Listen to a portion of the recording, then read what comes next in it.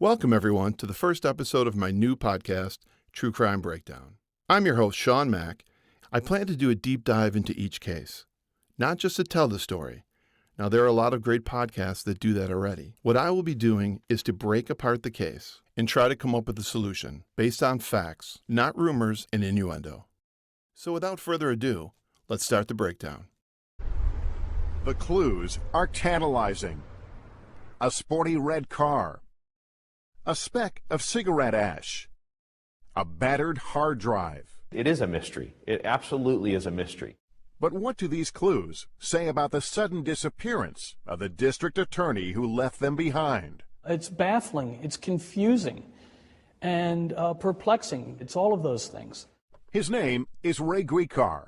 When he vanished in 2005, it was a big story. A prosecutor in Pennsylvania who vanished on Friday is still missing. Ray Gricar was the district attorney in the picture-perfect small town of Bellefonte, located in Center County, Pennsylvania. With the powerful presence of Penn State University just around the bend, Ray had prosecuted his share of offenders from all walks of life. While relying on his past experience as a DA for Cleveland's Cuyahoga County, where he specialized mainly in violent crimes, there wasn't much in the way of cases that Ray hadn't seen. Back in April of 2005, Ray had served the better part of 5 terms and racked up a solid reputation. People at the courthouse described him as pleasant to work with, not overly friendly, not really a people person, but not standoffish either. One coworker said he was always polite and respectful, but never chatty, someone who kept his private matters private. And regarding his private life, Ray seemed to have everything going for him. Yeah, he had been divorced twice before, but now he was living with his long-term girlfriend, Patty Fornicola, and he seemed very happy.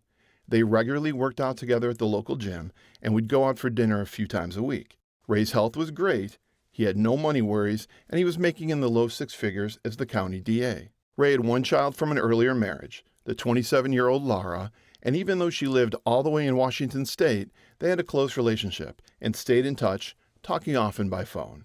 Ray turned 59 that spring and was just 8 months away from retirement, a retirement he was really looking forward to. He actually had a countdown clock that he would share with his coworkers as he left for the day. Just 241 more days, he would say with a smile as he headed out the door. He was cutting back on the number of cases he handled and was making plans with his girlfriend Patty to drive cross-country in his treasured red Mini Cooper.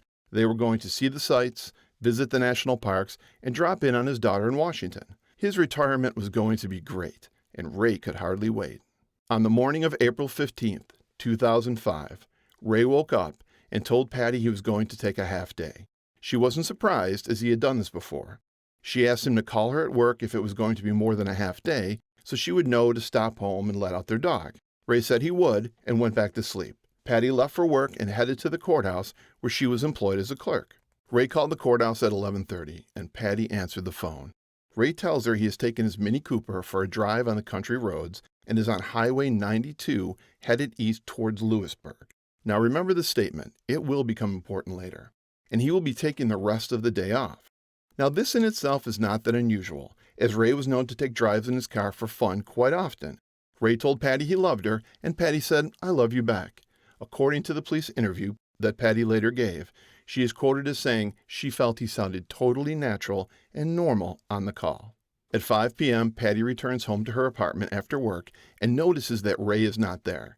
Now she thinks that maybe he had decided to go on a longer drive than usual. She dials his cell phone, and it goes straight to voicemail. Now still, she's not yet alarmed, so she changes and heads to the gym. Now this, by all accounts, is her normal daily routine. Since it was a Friday, Patty and Ray would regularly go to dinner together at the Gamble Mill Inn. But as he wasn't home yet, she figured he probably stopped for a bite on the way home from his drive. Patty returns home from the gym at 8:30 p.m., and still no Ray. She begins calling his cell phone over and over, and each time it goes straight to voicemail. Patty begins to get concerned. This is not like Ray at all. Starting to get really worried, Patty calls her brother Tom. He tries to calm her and tells her to wait, that maybe Ray's phone battery was dead and that he is on his way home and will show up soon. Patty waits until 11:30 p.m. and, frantic with worry, calls the Bellefonte Police Department and officially reports Ray missing. Since Ray is well known to the police as the county DA, they waste no time and relay the information to the Chief of Police, Dwayne Dixon. He then sends out a message to the surrounding counties to be on the lookout for Ray and his red Mini Cooper. When Patty Fornicola woke up the next day on April 16th, her whole world had changed. Ray had not come home all night, calls to his cell phone were still going to voicemail, and the Belafonte Police Department had not called with any new information. Where was Ray? Had he driven to Cleveland, Ohio to catch a baseball game and watch his favorite team, the Indians, play? He had done this in the past, after all, but never without telling Patty first. Patty, distraught and panicky, calls Ray's daughter in Washington State and informs her of her father's disappearance. Patty then calls the Belafonte Police Department for an update. Over at the station house, law enforcement got into gear fast. This was a high-profile member of the community, after all, well-known and well-liked. Investigator Daryl Corelli is assigned to the case, and immediately he gets to work. At 11:30 a.m., he sends out a bolo, which stands to be on the lookout, to all surrounding counties for Ray and his red Mini Cooper. He then initiates air and ground searches alongside Highway 92, stretching from Bellefonte to Madisonburg, looking for Ray. At the same time, investigators swarm the courthouse where Ray worked, and armed with Ray's desktop computer passwords and email passwords provided by Patty, they scour it for any information that might help. They find nothing. Courthouse surveillance tapes are reviewed, and the only image of Ray seen is him leaving work at the end of the day on Thursday. Again, this is no help. They then go to Ray and Patty's apartment and, with her permission, search Ray's home computer. The only thing they find unusual is multiple internet searches for ways to destroy a computer hard drive. They also find in the closet a box for software that guarantees to delete your hard drive permanently, but the software is gone. At this time, Patty informs the investigators that Ray's court-issued Micron laptop is missing. The laptop case is in a closet where it is normally stored, but the laptop itself is gone. She states that this is highly unusual since Ray always kept the laptop in its case when not in use. Then, a big break. On Sunday, state police locate Ray's car, the red Mini Cooper, in a parking lot across from an antiques mall called the Street of Shops and close to a bridge overlooking the Susquehanna River. This is found in the nearby town of Lewisburg, about 50 miles east of Bellefonte. Now remember what Ray had told Patty the last time she spoke with him? He said, quote, "I'm on Highway 92 headed east towards Lewisburg." Strangely, Ray had told Patty 2 days prior where his car would be found. Also, this specific antique mall was well known and frequented by both Patty and Ray. When investigators inspected Ray's car, they found it locked, with his cell phone turned off and lying on the seat. They proceeded to open the car to check for more clues and were immediately hit by a strong smell of tobacco. This was unusual, inasmuch as Ray was a vocal anti-smoker and he definitely would never let anyone smoke in his car. Upon further investigation, the troopers also found a small amount of cigarette ash on the passenger side of the car. Now, this indicated to them that someone may have been smoking inside the car or leaning through the passenger window while smoking. Cigarette butts found near the car were sent for DNA analysis. And that was pretty much all the evidence found in or around the car. No sign of struggle, no bloodstains, and no damage to the car itself. What was also interesting was that Ray's missing laptop was also not found. The state police had Ray's car towed to the Milton Police Garage for additional forensic analysis. Law enforcement begins to canvass the area and talk with local residents who may have seen Ray on Friday. They receive reports that Ray had been seen with a dark-haired woman in the shops in Lewisburg. They then check all local hotels and motels, speaking with possible witnesses and reviewing surveillance tapes. They find nothing. No Ray and no dark-haired woman. So, who is this mystery lady? We know it wasn't Patty, since she was at work all day. The witnesses recognized Ray from the photo they were shown, but they had never seen the woman before. They stated that they definitely were walking around together, but did not seem romantic, more like two friends having a stroll. Around the same time, word was getting out to Ray's extended family about his disappearance, and this immediately set off alarm bells for Ray's nephew Tony. You see, Tony's dad, Roy, who was Ray's brother, had committed suicide 10 years earlier in May of 1996, and the events and locations surrounding his death were eerily similar to what investigators saw when arriving at the crime scene. Ray's brother Roy had been a career Air Force officer, who in 1996 had just retired from his duty station at Wright-Patterson Air Force Base in Dayton, Ohio. Roy had told his wife that he was going out to buy mulch, and he never returned. 2 days later, his car was found abandoned in a parking lot near the Great Miami River in Ohio. Roy's body was then pulled from the river days later, and his death was officially ruled a suicide. Now, does this sound familiar? We have a missing man, a car found in a parking lot by a bridge overlooking a river, and no signs of foul play. You can see why Ray's nephew Tony was experiencing a terrible case of déjà vu. Acting on this information, law enforcement scours the nearby river area using divers, boats, and sounding equipment. They use teams of searchers, investigators that blanket the area. They find nothing. Not a scrap of evidence, no footprints or fibers, no fingerprints on the bridge, no scuff marks where he may have jumped from, nothing. So they bring in the search dogs. Starting at the parking spot of the Mini Cooper, the dogs find no scent trails, not to the bridge, not to the water, not to anywhere. All they do is walk in circles around the place where the car was parked. This is normally an indication that they could smell Ray in the parking spot, but then his scent disappears. This is commonly caused by someone entering another vehicle and driving off. The second car prevents the dogs from tracking the scent any further. Again, the investigators are at a dead end. Yeah, it could be a suicide, but without a body and no additional evidence pointing in that direction, it remains just a theory. Also, at this time, the fingerprint analysis of the Mini Cooper comes back, and the results are, and I'm quoting the state police announcement, that no stranger prints were found, whatever that means. So, the investigation hits a dead end. No new leads to pursue, no new evidence to analyze. The case goes cold for almost 4 months. Then, like a flash out of the blue, a clue. On January 30th, 2 fishermen find Ray's missing court-issued laptop underneath the bridge that overlooks the Susquehanna River. It was lodged against a concrete support. Now, upon further inspection, law enforcement find that the laptop's hard drive is missing. This is strange. Since to remove the hard drive on this model, one had to remove a Phillips set screw and manually pop out the drive. With the hard drive missing, investigators are right back at square one. And now they have a new mystery. Why would someone intentionally remove Ray's laptop hard drive and throw the laptop into the river? Once again, the case grows cold. On September 15th, with no new information, Belafonte police announced the results of a polygraph they had given earlier to Patty Fornicola and Ray's daughter Lara. Both came back negative for deception, and they are officially cleared of involvement. Then on January 15th, fate throws the Bellefonte Police Department another bone. A mother and son, walking on the banks of the Susquehanna River, find the missing hard drive from Ray's laptop. It must have felt like Christmas in January for law enforcement. Finally, they could review Ray's hard drive and find out what he was up to before he disappeared. The Belafonte police have the hard drive sent to a professional forensic lab that had done work in the past for NASA to extract the data from the hard drive. And the results are, wait for it, nothing. No data can be extracted. The hard drive is totally corrupted.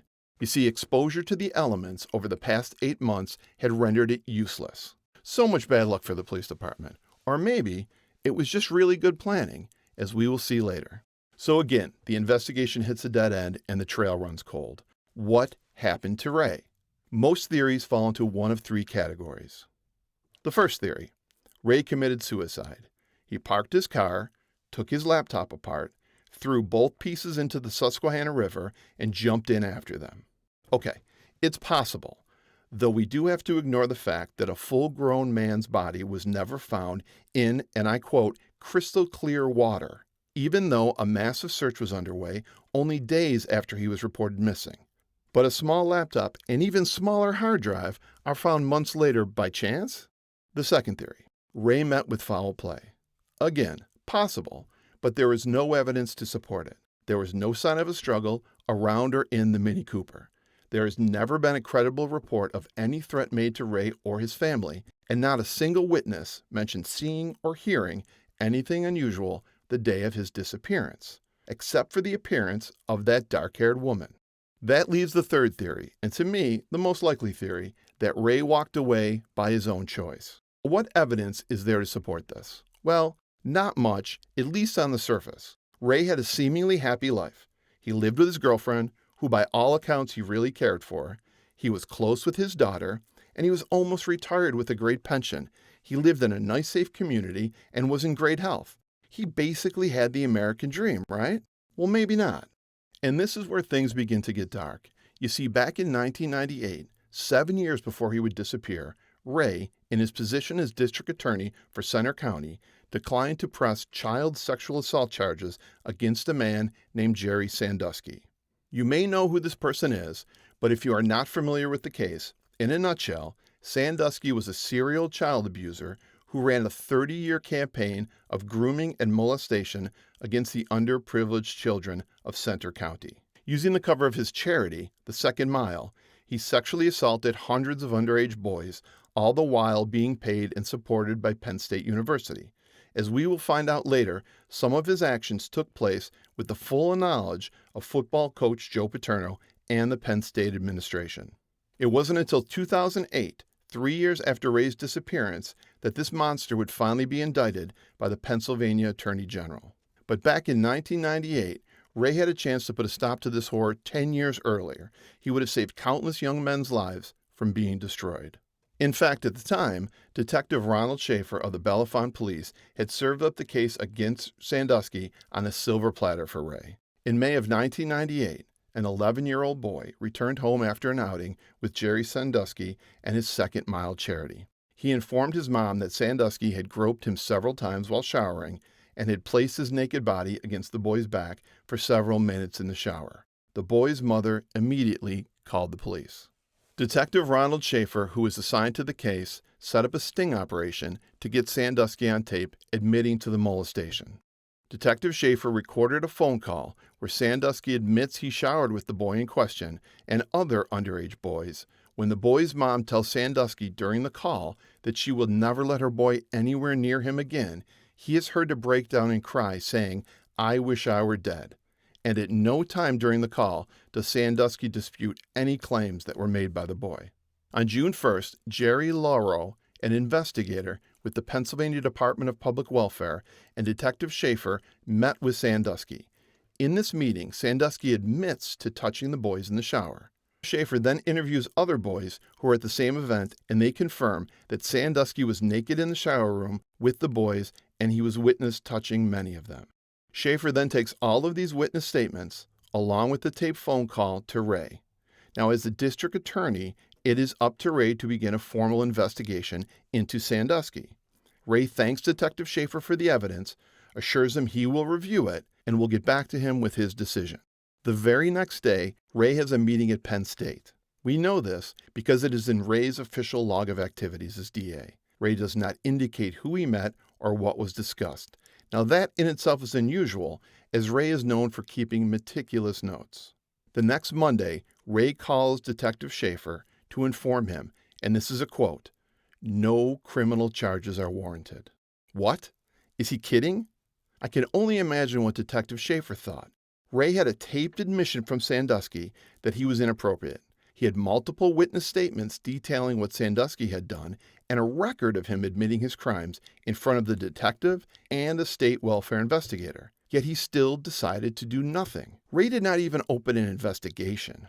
This is the same prosecutor that while he was a DA in Cleveland, he had successfully tried and convicted pedophiles with much less evidence. Yet now he declines charges? Does this have anything to do with this meeting at Penn State? And why would Penn State even care about Jerry Sandusky? Well, as it turned out, Penn State cared very much about Jerry Sandusky. What no one knew at the time was that Penn State had been receiving reports about Sandusky's inappropriate behavior towards boys for years now. Memos had been sent out detailing his actions to Sandusky's best friend and boss, Joe Paterno, the college president, Graham Spanner, the athletic director, Tim Curry, and the VP of Finance and campus police chief, Jerry Schultz. These men would either ignore the memo or they would forward them on to Coach Paterno, who took no action. There are even witness conversations that Paterno told Sandusky to, quote, knock off the touching. It's like they didn't even care, and it was swept under the rug for 30 years, until in 2008, a witness came forward that worked directly under Paterno, whose testimony they could not just ignore. So why does this case have anything to do with Ray's disappearance? How does the case Ray declined to prosecute in 1998 link up to his actions in April of 2005? Well, I believe I can show a direct correlation between the Sandusky case and Ray's decision to disappear. In part 2 of this podcast, which will drop in a few days, I will lay out why, and maybe more importantly how, Ray was able to disappear and remain hidden even today. I believe there's a clear chain of events and evidence which can lead to only one conclusion: that Ray Gricar, mild-mannered district attorney of Center County, Pennsylvania, pulled off the greatest disappearing act since Harry Houdini. Thank you all so much for listening. The next episode should drop in a few days. Please visit my website at truecrimebreakdown.com. Please follow me on Twitter at TCBDpodcast. You can email me anytime with thoughts, show notes, or just to say hi at mail@truecrimebreakdown.com. Again, that's mail@truecrimebreakdown.com.